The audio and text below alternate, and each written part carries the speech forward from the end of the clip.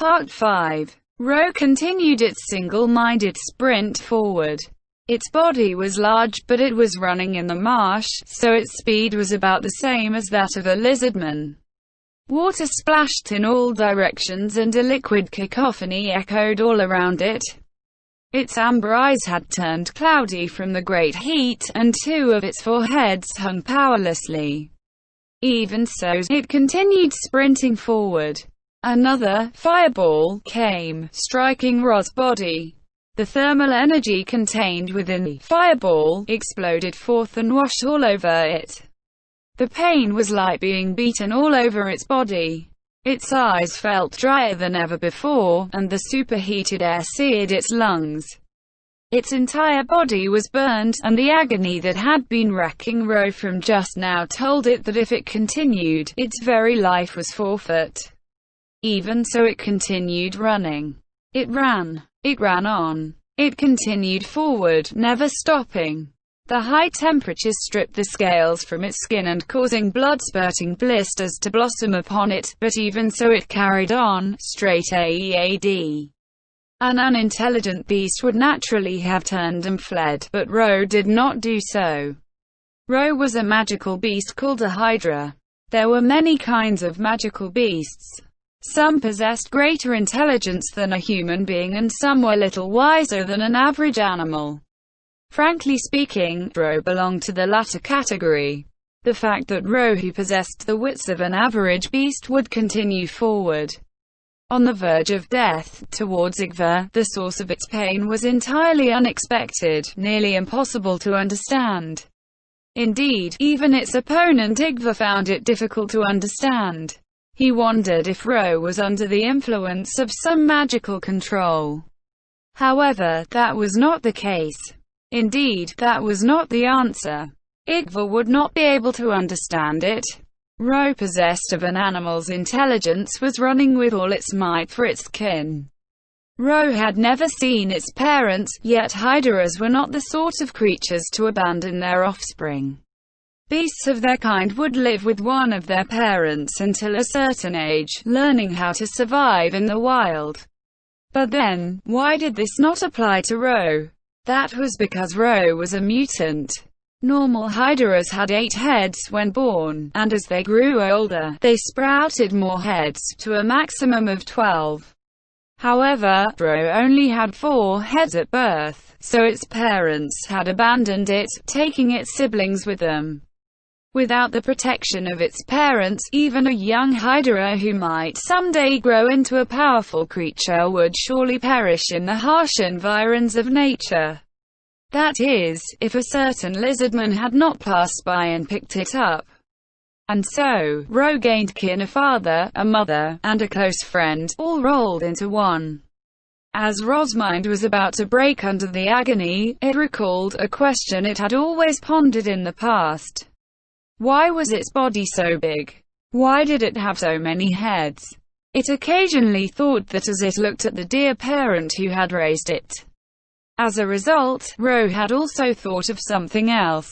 Perhaps one day some of its heads might fall off, and its body might slowly sprout limbs like the way grass grew, and it would look like its parent. And if that really happened, what would it ask for? Yes. They had not slept together in a long time, so perhaps it would ask to curl up and nap together. It had always felt lonely because it had become too big and they had to sleep apart. The flames felt like they were burning away Ro's thoughts. They filled his vision and the agony shot through his body once more. It moaned in pain as the anguish washed over it. It felt a comforting warmth from behind, but it was nothing compared to the fire-consuming Ro. Ro felt as though it were being smashed by countless iron hammers. It hurt so much that it could no longer think. Ro's legs seized up, signaling to the rest of the creature that it should stop moving forward. However, was that really enough to make Ro stop? No, it did not stop. Ro continued advancing. Its pace had slowed. Its muscles were burnt and stiff, and it could not continue running at its usual pace. It suffered with every step it took. It was difficult to breathe. Just drawing breath was hard. Perhaps his lungs had been seared. Even so, it did not stop. Now, only one of its heads could still move. The other motionless heads were little more than dead weight. The sight of the undead creature conjuring another fireball in its hand was a blurred scene in Ro's cloudy vision. Its animal instincts allowed it to realize something. If it took another hit, it would die. However, Ro was not afraid. Without stopping, without ceasing, it forged bravely ahead. This was a request from its father, mother, and friend. Therefore it would never stop. Just as Ro desperately and tiredly dragged itself forward, a crimson ball of fire flew forth once more from an undead hand. It soared through the air and headed straight for Ro. There was no doubt that this last attack would consume Ro in flames. It was an undeniable fact. It would die. It would be the end of everything. However, indeed that was only if the aforementioned lizardman did not step in. How could he watch Ro die before him? How could he permit such an injustice to take place? That was impossible. Icy burst! Zayusu shouted as he leapt from behind Ro, swinging Frostpain as he ran beside it. The air before the swing froze in an instant, forming a wall of white mist. This was a gout of supercooled air. The frozen wind of Frostpain. That was one of Frostpain's abilities. That was a special move which could only be used 3 times a day, Icy Burst. Its snap froze everything in an area in front of it and caused massive damage. The wall of frozen fog was solid, and it blocked the oncoming fireball. The orb of ardent flame met the wall of chill mist. By the laws of magic, allowing them to collide was the wisest choice. It hit. The scorching flames burst forth, warring with the frozen mist of ivory. It seemed as though 2 serpents, one white and one red, were trying to consume each other. After a moment's resistance, both powers vanished. The undead creature was shocked, and its surprise showed on its face. That was a natural reaction to seeing the dissipation of the spell it had discharged. There was still some distance between both parties. However, they could already see each other's faces and movements. Ro's effort and determination had crossed the seemingly untraversable distance between them and brought the 3 of them unharmed to this place. Ro. Zayusu choked up. In the end, Zayusu picked the most appropriate words he could think of from his vocabulary, a simple, easily understood phrase.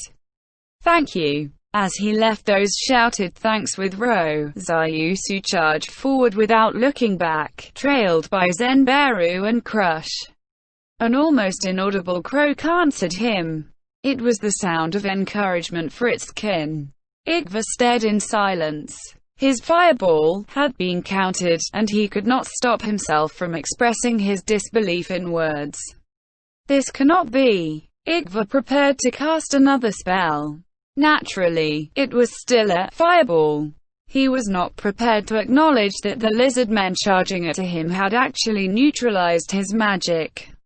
The launched fireball streaked at the 3 lizard men. The leading lizardman swung its sword and blocked the fireball with a wall of freezing mist, and both vanished together. Yes, the same thing as just now had happened. Bring it on. I'll cancel out everything you throw at me. The lizardman's furious cry entered his ears. Igva went chafe in displeasure. To think a mere lizardman could deflect a spell from me, a creation of the supreme being Ainsama. Igva worked to suppress his boiling anger. It was quite likely that he could not use Fireball anymore. However, the fact that his opposition had taken shelter behind the Hydra and approached meant that there was probably a limit to the number of times that ability could be used. Still, he did not know if it could be used 10 times, or if every use would only deplete stamina, meaning that with the appropriate recovery, it could be used without limit. How should I deal with this? I'd like to verify his words, if possible.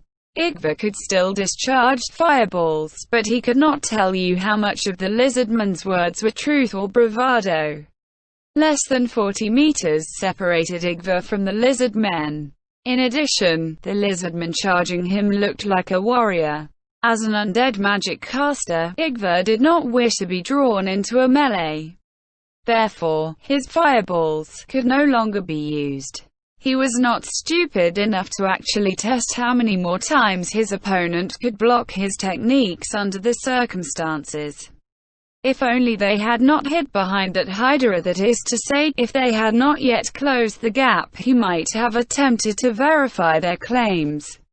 However, that damnable Hydra had ruined that chance. Damn! A mere Hydra! Igva cursed, and decided on his next move. Then, how about this?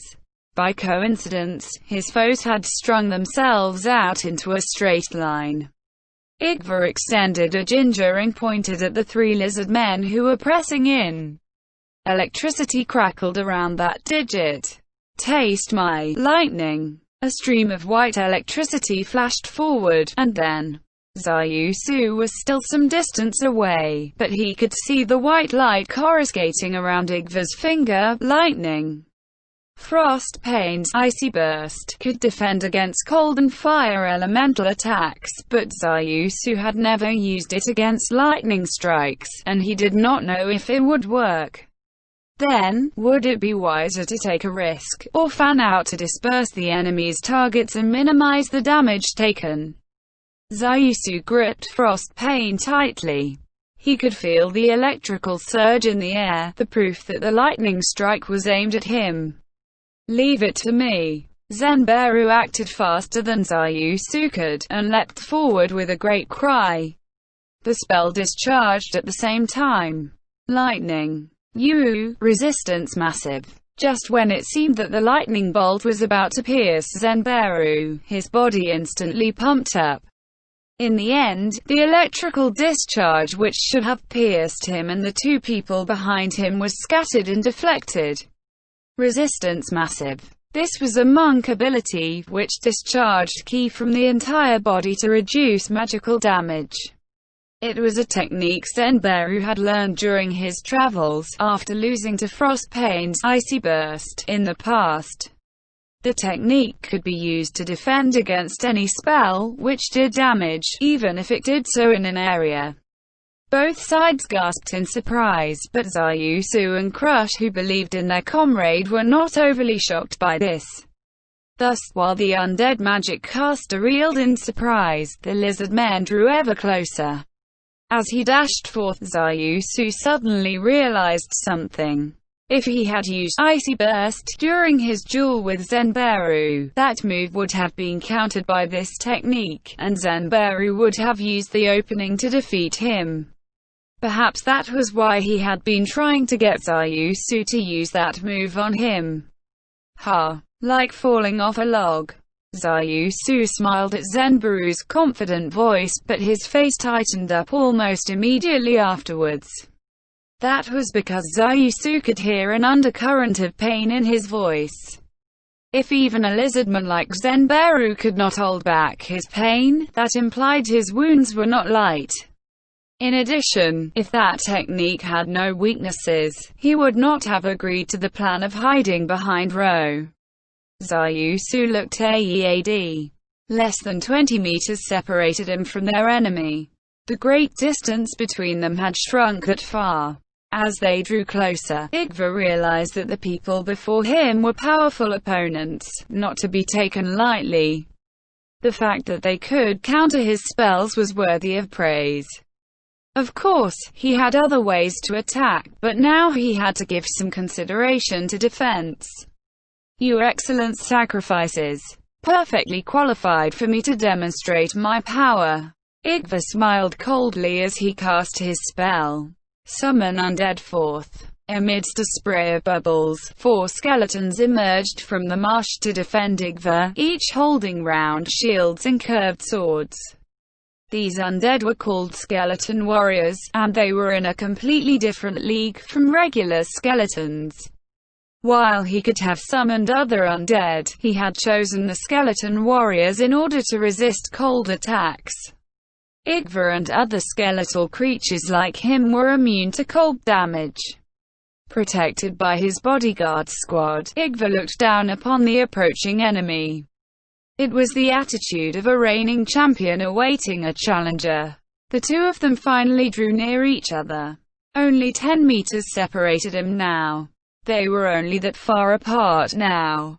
Yes, that was all the distance separating them. After making sure that the undead would not immediately launch an attack, he glanced behind himself. He looked at the distance they had traveled. It was very close if all they had to do was run it, but that 100 meters was a killing field without any cover. Without Ro, Frostbane, Zenberu, or Crush, he would never have been able to come this far. One could say it was as difficult as trying to ascend into the heavens. However, he had crossed that distance, and he was within reach of his foe. They had overcome that distance together.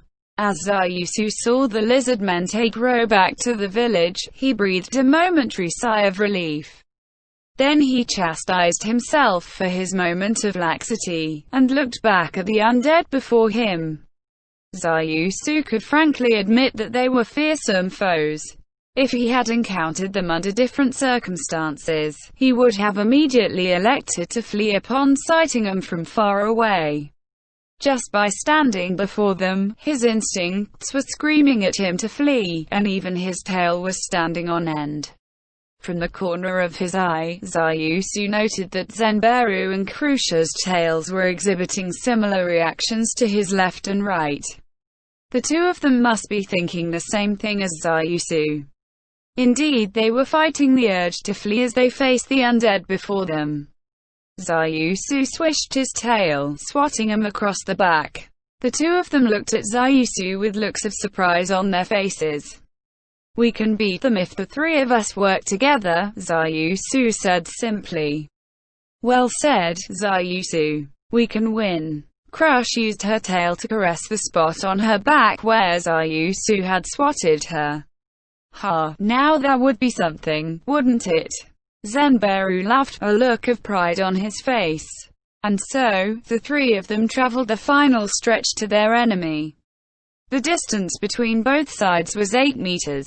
On one hand were Zayusu and Gang, who had run all the way here and were panting. Facing them were the undead, who did not breathe. Their eyes met, and the enemy spoke first. "I am Igva, an elder lich under the banner of the Supreme One. Bow before me and I will grant you a quick and painless death." Zayusu could not help but smile, because this undead being called Igva knew nothing. No matter how hard he thought, there was only one answer. Zayusu was smiling, but Igva was not displeased.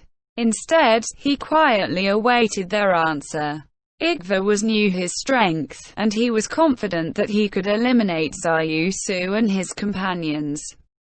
That was why his attitude was one of superiority and even a bit of gratitude. After all, they had come all this way to deliver themselves to him. "Tell me your answer, Ku." "Well, if you really want to know." Zayusu raised Frostbane and gripped it tightly. Zenberu raised his fists, taking a special fighting stance. Crush made no special movements, but she touched the wellspring of mana within her, prepared to cast a spell at any moment. "Then, here's my answer, dream on." The skeleton warriors considered that response to be hostility, and they raised their swords while covering themselves with their shields. "Then prepare to die in incomparable agony, knowing that you have rejected my final mercy." I was about to say, the dead ought to get their asses back to the underworld, Igva. At this moment, the curtain rose on the climax of the battle which would determine the outcome of this conflict. "Get him, Zayusu." Zenberu charged before anyone else, striking at a skeleton warrior. He did not care that the skeleton warrior blocked his blow with its shield. He simply shoved it back with sheer brute force. The shield buckled inwards, and the backpedaling skeleton warrior collided into the other skeleton warriors and they lost their balance. He also attempted to swat at another skeleton warrior with his tail, but it failed to connect. The formation of skeleton warriors buckled under Zenbaru's onslaught, and Zayusu immediately filled the gap they had vacated. Block him. Two skeleton warriors swung at Zayusu with their curved blades as they heard Igva's command.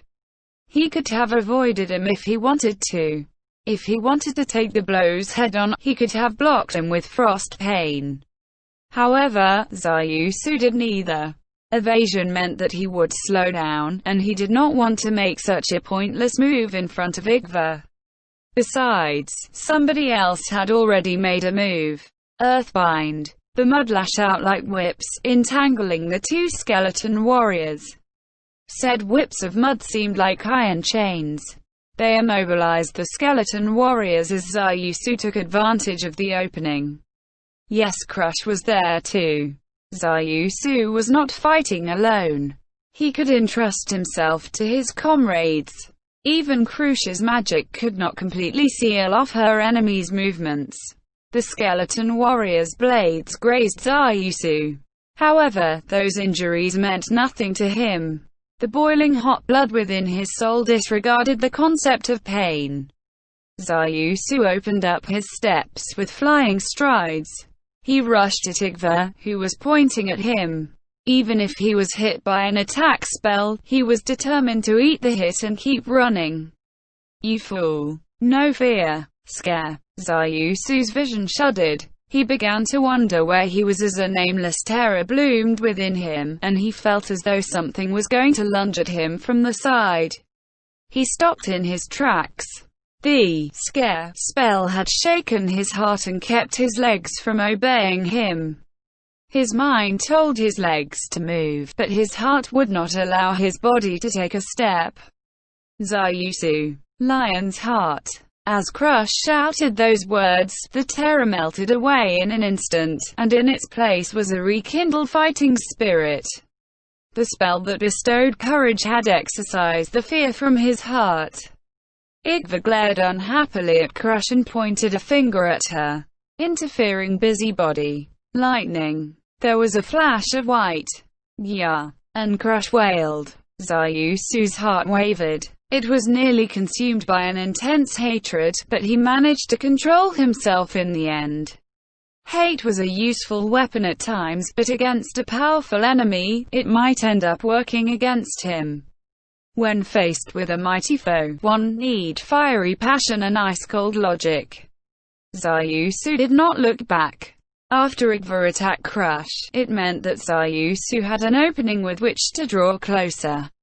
A look of dismay came over Igva's face, and he knew that he had made a mistake. That, in turn, brought a mocking smile to Zayusu, whose beloved had been hurt. Che. Light. Too slow. Frost Pain slashed in from the side, knocking away the finger Igva was planning to extend. Gah. You let a warrior near you, magic caster. Don't even think of casting spells anymore. Legendary spellcasters aside, most magic casters who allowed an enemy to get close might find their spells disrupted during the casting. Even a powerful monster like Igva was no exception. Zayusu narrowed his eyes, confused by the sensation running up his arm. Slashing him felt weird. Igva must have had some kind of resistance to his weapon. Still, he was not unhurt. Yes, if he could resist damage, then all he had to do was inflict more damage. That being the case, all he had to do was keep hacking away at him. Of course, it was easier said than done, and Zayusu knew that as well. However, that was all a warrior like Zayusu could do. Don't look down on me, Lizardman. 3 arrows of light appeared before Igva and shot at Zayusu. He reflexively parried the unannounced bolts with his sword, but the magic arrows went straight through his weapon and pierced his body, sending a surge of throbbing pain through him. This was a silent magic arrow. There was no preparation need for silence spells, so they could not be interrupted. In addition, magic arrows were unavoidable spells. Not even by someone like Zayusu. Zayusu grit his teeth and swung Frostbane at Igva. "Ku, son of a bitch. You're just a mere lizardman." Magic arrows were an unavoidable spell, but conversely, they did poor damage. Someone like Zayusu, with a body honed through hundreds, if not thousands of battles, was not weak enough to be rendered incapable of fighting by such a spell. The magic missile struck Zayusu again, evincing bolts of bone-jarring pain from him. Zayusu took the pain and countered with a sword swing. After several rounds of this back and forth, Zayusu's movements began slowing down. The severe throbbing hampered his otherwise nimble movements, clearly illustrating the difference between himself and the undead, who knew no pain. Igva and Zayusu both realized this, and their expressions were dramatically different as a result. The strong would live, and the weak would die. That was an unalterable truth. It had been clearly illustrated in Zayusu and Igva's one-on-one fight. However, it was also true that the weak could contend with the strong if they banded together. Middle cure wounds. Zayusu's pain vanished with those words, and his vitality returned to him. That magical healing from the rear aggravated the hitherto aloof Igva, and he cursed loudly. Damned lizard men. Zayusu was fighting with his trusted companions, Crush, Zenberu, and Ro. "I won't lose." Such foolish delusions. As if I, a creation of the Supreme One, would be defeated by the likes of you. How stupid you are. Igva glared malevolently at the three lizard men. He had not used summon magic because the undead he had called up were still around. He could not summon new undead as long as the old ones were still around. Therefore, their battle was a monotonous back and forth of Igva casting silent magic arrows, while Zayusu hacked at Igva. It felt like it would never end. That being the case, the deadlock would have to be broken by the backliners. If reinforcements turned up for either side, the battle would soon be decided in their favor. Zayusu and Igva both knew this. The stroke of lightning made Crush hurt all over, but she bit her pain back and cast Summon Beast Third.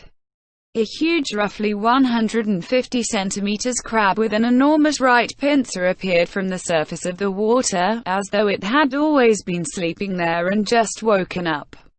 Needless to say, it had been conjured by the Summon Beast Third spell. The giant crab waddled up beside Zenberu and pinched at the skeleton warriors with its massive claw. Zenberu smiled at this unexpected ally. Considering that he had to defend Crush and ward off attacks from all directions, the help had arrived just in time, and it was a great reassurance for him. "All right, strange giant crab. I'll leave those two to you." The giant crab, a snap grasp, wiggled its smaller pincer as though in acknowledgement and turned to the skeleton warriors. "The situation is dire now, but I can't help thinking that they look very similar." Crush smiled, despite the circumstances. However, she immediately wiped it off her face and focused on the battle. At the same time, she breathed hard, to get her panting under control. She had cast warding spells on Ro and healed him before coming here, and she had also been casting support spells on Zenberu. She had been overexerting herself. In addition, she had cast a summon spell on top of that. Her body was in an exhausted state and she was having trouble standing. She even lacked the strength to heal herself. In addition, Crush had also calmly decided that the mana would have been wasted on doing so, given that she was slowly losing the ability to fight. However, if she felt here, it would demoralize Zenberu and Zayusu, who were fighting on the front lines. Blood flowed from the corner of Crush's mouth as she bit at the inside of her cheek to keep herself conscious. Middle cure wounds. She cast healing magic on Zayusu, who was engaged in a melee with Igva. Her legs felt powerless and her vision was shaky. She felt a liquid sensation all over her body. For a moment, Crush had no idea why she had ended up like that. When had she fallen into the mud? However, she immediately realized the reason why. She had not taken additional wounds, so she must have passed out for a moment and collapsed. Crush breathed a sigh of relief, not because she was still alive, but because she could still fight. She did not plan to force herself to stand. Rather, she had no strength left to stand, and she felt it would be a waste of energy to do so. She saw the forms of Zayusu and Zenberu fighting hard in her blurred vision. The forms of the companions she had traveled with for a brief period. Zenberu had taken on 4 skeleton warriors at once, and Zayusu had endured Igva's onslaught of magical attacks. Both of them were covered in wounds. Crush got her breathing under control, and cast a spell. Middle Cure Wounds. And in addition to healing Zenberu's wounds, Middle Cure Wounds, she healed Zayusu's injuries. Crush was panting. Her breathing felt strange. She was breathless, no matter how hard she tried to take in air. This must be a symptom of magic overuse. Her head ached like she had been clubbed. Even so, Crush tried her hardest to force her eyes open. So many people had died so far, how could she be the first to leave the battlefield? As she forcefully opened her heavy-lidded eyes, she continued casting Middle Cure Wounds. Zenberu's clenched fist struck home on the skeleton warrior's skull. He felt the bone crumple, then shatter under his fist, and so another skeleton warrior bit the dust.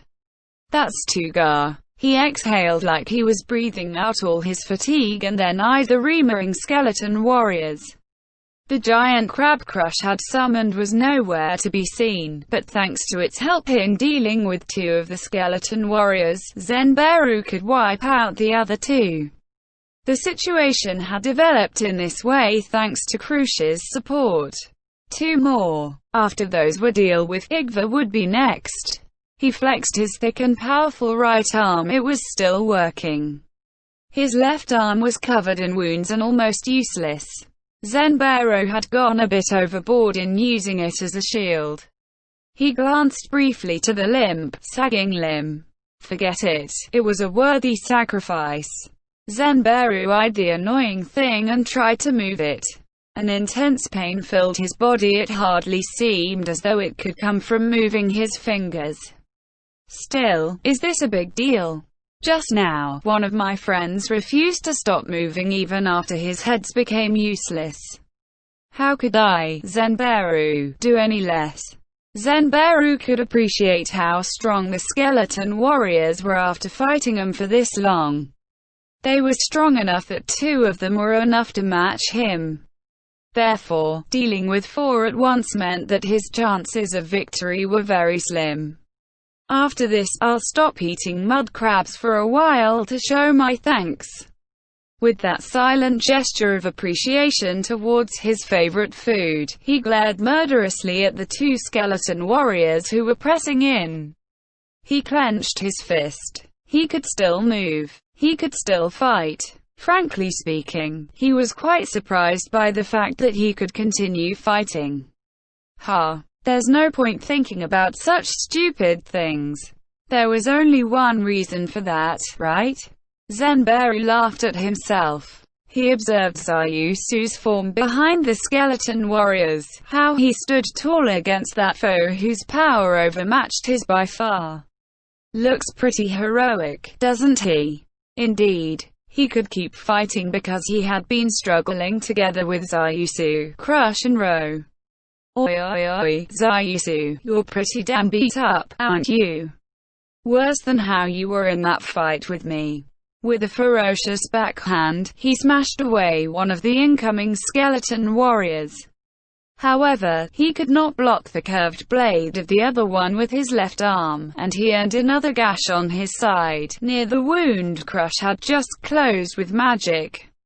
Crush is having a hard time herself, but she's still helping us.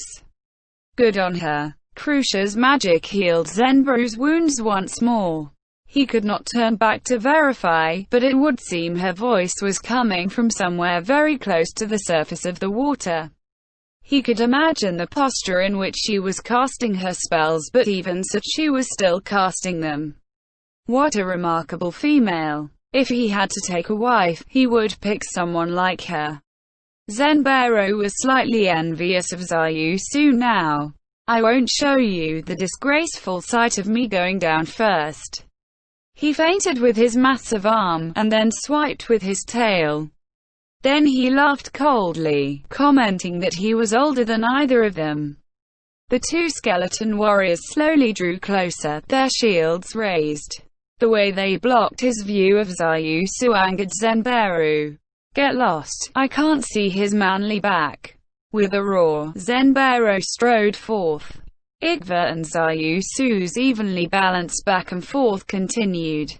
Zayusu's eyes were focused on the battle, and he noticed Igva glancing elsewhere.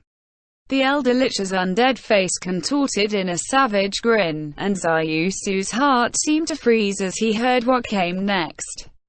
He heard the sound of splashing as someone collapsed into the water. Look, your friend has fallen. He could not look back. Perhaps one of his comrades had collapsed, or perhaps not. Zayusu's heart ached like he was having his scales flayed off him, but he was facing an overwhelmingly powerful opponent, and he did not have the luxury of looking away. His defeat would be sealed in the moment he turned to look. Zayusu had not come here to lose in such a foolish way. He had come here to win. However, if Igva spoke the truth, then it might be possible that enemy reinforcements might have come from behind them. He had to think of a way to deal with them, or things might get ugly. Just as Zayusu was steeling himself to endure an attack spell, he heard the sound of someone splashing as they stood up, as well as the sound of several bones cracking. Zayusu, we're done here. The rest is up to you. Middle cure wounds. A great splash followed Zenbaru's pained cry. Crush's incantation sounded more like a groan, but Zayusu's wounds slowly mended themselves. Moo. Igva was clearly unhappy at this.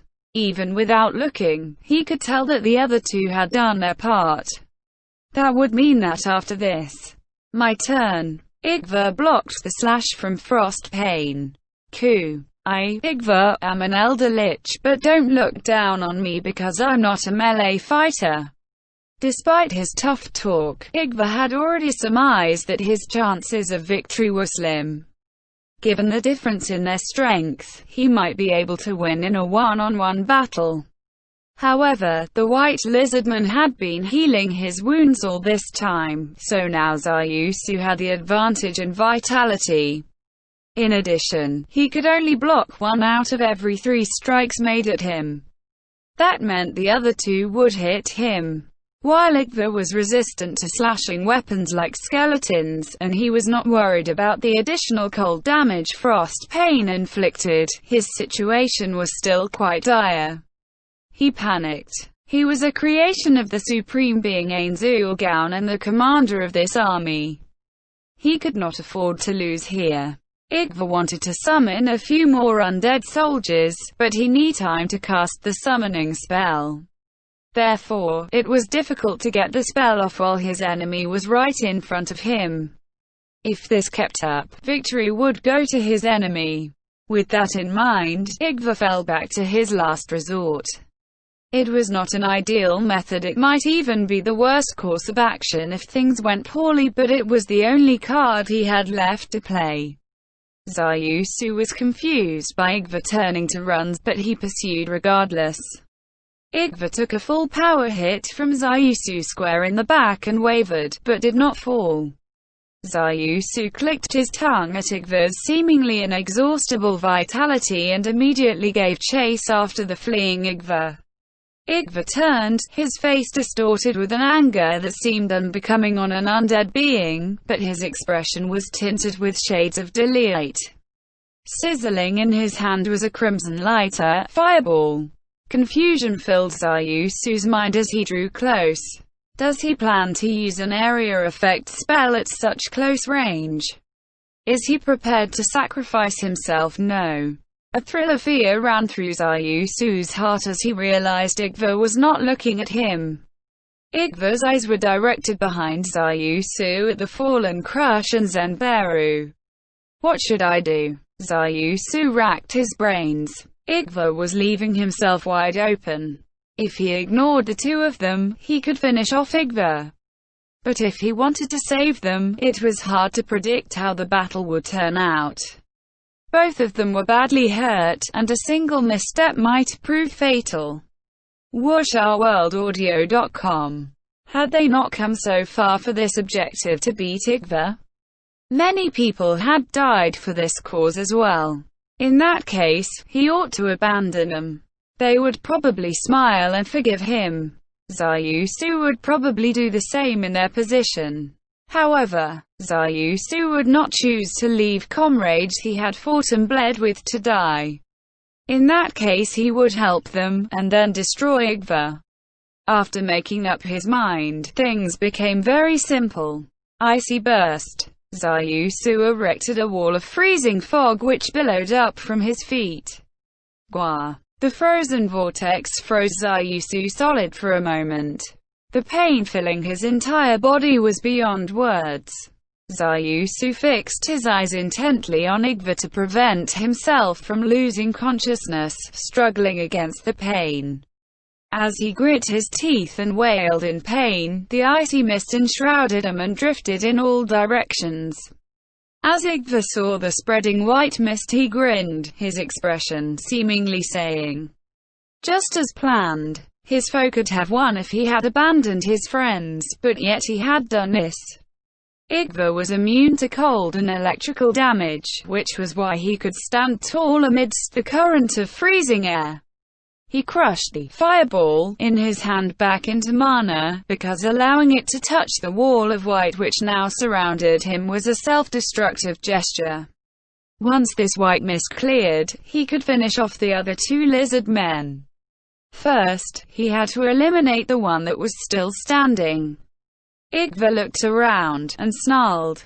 That was because he had missed something. All right, where's he gone to now? His vision was blocked by walls of white mist.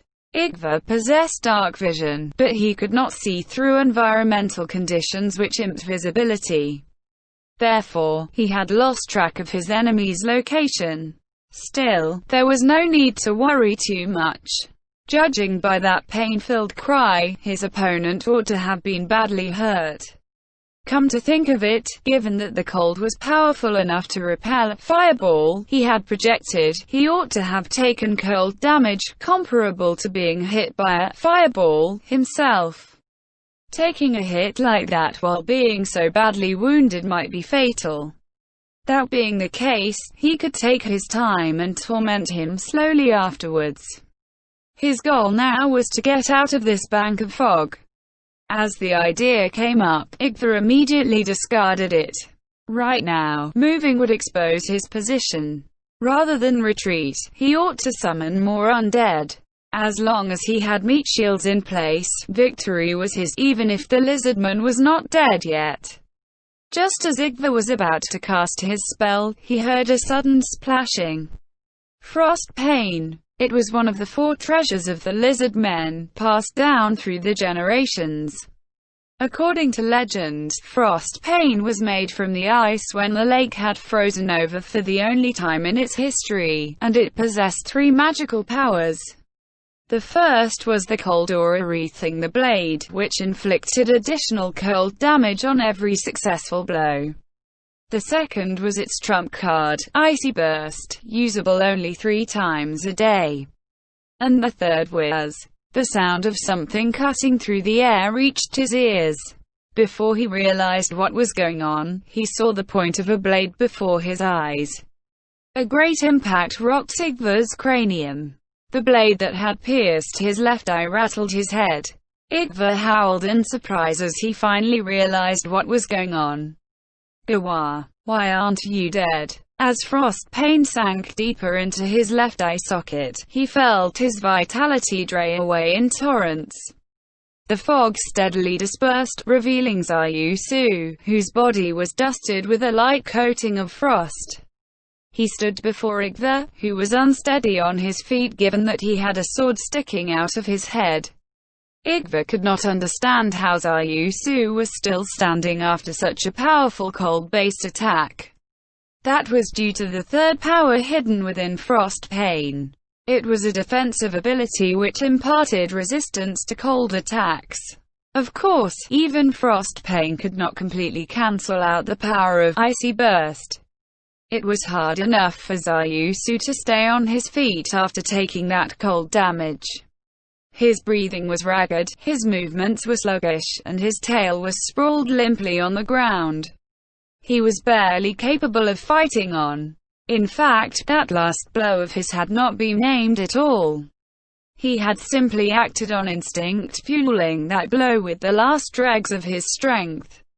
One could say that it was a lucky shot. Zayusu struggled to keep his almost closed eyes open. The strike he had launched with the remains of his strength felt like it had been enough to finish off Igvar.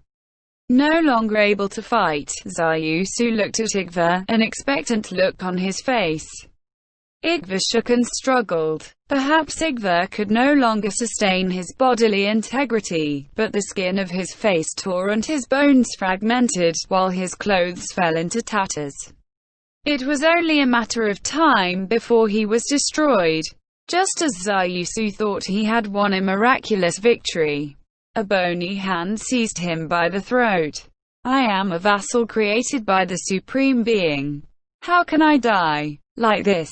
Igvar's stranglehold was not strong, and he could have shrugged it off. However, agony surged through Zayusu's body, and he cried out in pain. That was because he was being infused with negative energy, which ate away at his life force. Zayusu was trained to withstand pain, but he could not bear the terrible anguish that turned his veins to ice. "Die, you damned lizardman!" Igvar's face began to crumble, and the fragments disintegrated in mid-air. Igvar's life was fading away, but his loyalty to his master kept him clinging to this side of the line between life and death. Zayusu tried to resist it, but fear filled him as he realized his body no longer responded to commands. He too was on the verge of death. Igvar's negative energy infusion was snuffing out the last of his life force. Zayusu's vision wavered and turned cloudy. It seemed as though the world was slowly filling up with white mist. Igvar was also trying desperately to stay conscious, but he smiled in victory as he saw Zayusu's resistance flagging. He had to kill this lizardman and the two other lizard men who had joined the attack. They ought to be the strongest among their race. That being the case, killing them would be an offering to his great master, the best possible present he could give to his creator. Igvar's expression spoke more than his words could, but that look in his eyes made Zayusu realize that he felt the same way as well. Go to hell. His body no longer responded to him, and he could feel his body heat dropping slowly, like a slow poison spreading through him. Even breathing was difficult. Only his mind remained sharp under these circumstances. He could not die yet. Ro, who ran with all his strength. Zenberu, who had made himself his shield. Crush, who had depleted her mana. And then, there were all the lizard men who had died fighting this war. As Zayusu thought about how to fight on, he heard something. Crush's gentle tones. Zenberu's cheerful voice. Ro's playful cries. He could not have heard them. Crush was unconscious. Zenberu was comatose. Ro was far away as well. Had his mind imagined those voices because his mind was clouded? Had it made up the voices of friends he had not even known for a full week? The cries of his kin? No. Indeed, that was not correct. That was because everyone was here. Oh, you still have this much strength left. The semi-conscious Zayusu howled, drawing a cry of surprise from Igva. Zayusu's eyeballs swiveled and locked onto Igva. His eyes were clouded, but it was hard to believe that he was not looking directly at him with a smoldering intensity. The sight made Igva freeze up. Crush. Zenberu. Ro. What are you trying to do? Just die. Where had he gotten that vitality from? The massive surge of negative energy pouring into him should have been steadily dissolving and consuming Zayusu's life force. And indeed, Zayusu's limbs felt heavy, and his body seemed frozen. Even so, every time he cried their names, Zayusu felt a flicker of warmth within him. This warmth did not come from his life force. Instead, it sprang from a place within his chest, the heart. He could hear the sound of muscles tensing. That sound came from Zayusu's right hand, from his tightly clenched fist. He was infusing all his strength into that fist. Impossible. How are you still moving? You monster. He was actually capable of moving.